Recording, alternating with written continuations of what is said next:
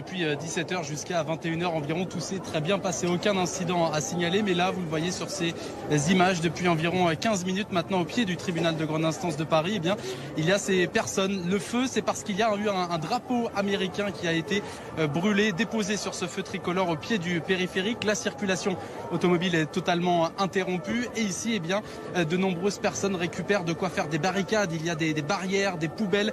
Elles dressent des barricades à la sortie du périphérique de Paris et au pied du tribunal de grande instance. Et bien, cela a fait reculer totalement les forces de l'ordre qui étaient jusqu'ici assez présentes mais discrètement. Et vous le voyez, de nombreuses personnes eh bien, lancent des pierres à l'encontre sur le tribunal. Et puis, il y a, vous le voyez voilà, en direct, ces mouvements de foule assez impressionnants puisque les forces de l'ordre lancent à de nombreuses reprises depuis maintenant environ 15-20 minutes eh bien, du gaz lacrymogène en direction de cette foule qui s'était rassemblée ici. Je rappelle ce chiffre, 15 000 manifestants selon la police. Tout s'était très bien passé dans le calme avec des prises de parole de la famille, des proches et d'autres personnes, notamment des personnalités du spectacle, de la musique pour ce rassemblement ici pour Adama Traoré à Paris. Et depuis tout à l'heure, depuis 20 minutes, donc je le disais, il y a ces incidents qui éclatent ici avec cette foule compacte, vous le découvrez tout au fond de l'image, une foule très compacte du côté de la place de Clichy.